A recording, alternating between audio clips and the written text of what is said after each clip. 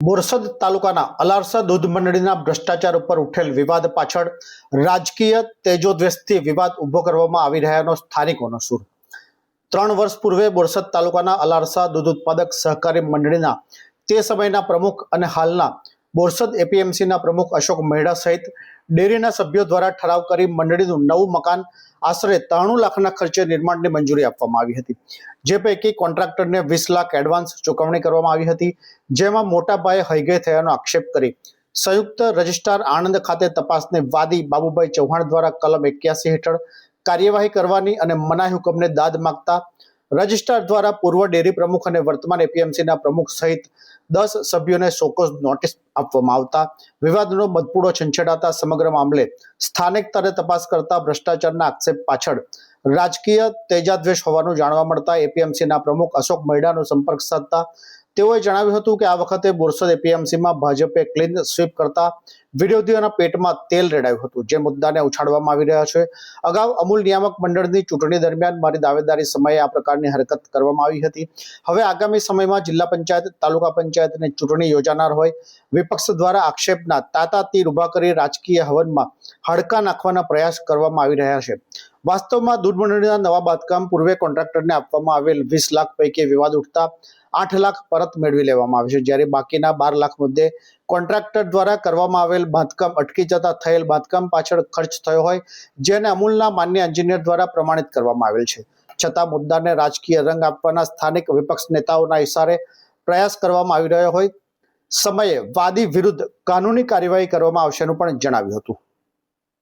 અલારસા મંડળીની દૂધ મંડળીની અંદર કોઈ વિવાદ છે જ નહીં।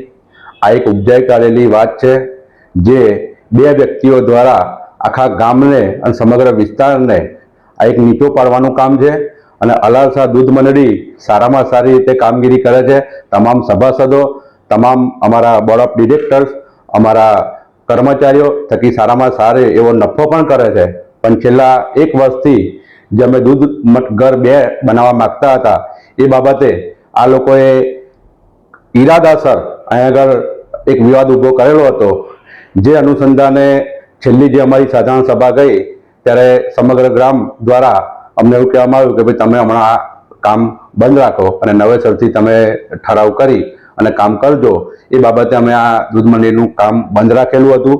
અને ત્યારબાદ જે અમારા કોન્ટ્રાક્ટર હતા, જેમને અમે સંપૂર્ણ મંજૂરી લઈ અને રોકેલા હતા, એ કોન્ટ્રાક્ટરને અમે બાકીની 20 લાખમાંથી બાકીની જે રકમ હતી એ ભરવા જણાવ્યું। એમાંથી અમને 8 લાખ રૂપિયા ભરી દીધા હતા અને બાકીની રકમ જે સ્થળ પર કામ થયેલું હતું એ કામ અમે ડીઆરસીને તથા અમૂલના સંઘ દ્વારા એમને તપાસણી કરી જે પણ કામ થયું હોય અને બાકીની રકમ ભરવા માટે અમે સહમતિ પણ આપેલી હતી।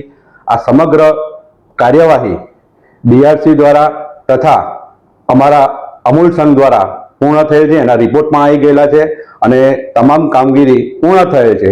પણ છેલ્લી વખત અમૂલની ચૂંટણી વખત આ લોકોએ વિવાદ ઊભો કરેલો હતો અને હવે આ તાલુકા પંચાયત, જિલ્લા પંચાયતની ચૂંટણીઓ આવી રહી છે ત્યારે પણ આ એક નવો વિવાદ સર્જી અને અમને બદનામ કરવાનું આ એક કાવતરું છે। એની અંદર બોરસદના 2 કોંગ્રેસના આગેવાનો છે, એક અમારો પણ આગેવાન છે અને આ 2 આખા ગામે જેને નકારી દીધેલા હોય એવા 2 અમારા ગામના અસામાજિક તત્વો છે। એમને પોતે એમના ઘરનું લાઇટ બિલ પણ ભરતા નથી અને છેલ્લા 3 વર્ષથી કપાઈ ગયેલું છે। અને આ જે કામ સમગ્ર વિકાસ વિરોધી આમની વિચારધારા છે એ કરી રહ્યા છે। અમે ચોક્કસ આ વખતે બોર્ડ ઓફ નોમિનીઝમાં પણ જવાબ પડકારવાના છે અને જરૂર પડશે તો આ લોકો ઉપર અમે સરકારની અંદર પણ જઈશું અને સમગ્ર એમની પર કાર્યવાહી પણ કરીશું। જરૂર પડશે તો ફોજદારી કાર્યવાહી પણ કરીશું। આ તમામ પ્રકારની યોજનાઓ અમે બનાવેલી છે અને આ વખતે મને તો વ્યક્તિગત હેરાન કરેલો જ છે, પણ અમારી સમગ્ર જે બોર્ડ ઓફ ડિરેક્ટર છે અમારી દૂધ મંડળીના, એમને પણ આ લોકોએ માથાકૂટ ઊભી કરેલી છે, અમારા કર્મચારીઓ સામે માથાકૂટ ઊભી કરેલી છે। એમ અમે આ સંપૂર્ણ વિવાદ જે આ વારે ઘડીએ ઊભો કરે છે તો અમે સંપૂર્ણ આ વખતે પગલાં ભરીશું। ये है हलचल टीवी नेटवर्क और आप देख रहे हैं हलचल टीवी न्यूज। हर हलचल पर नजर, हर हलचल की खबर।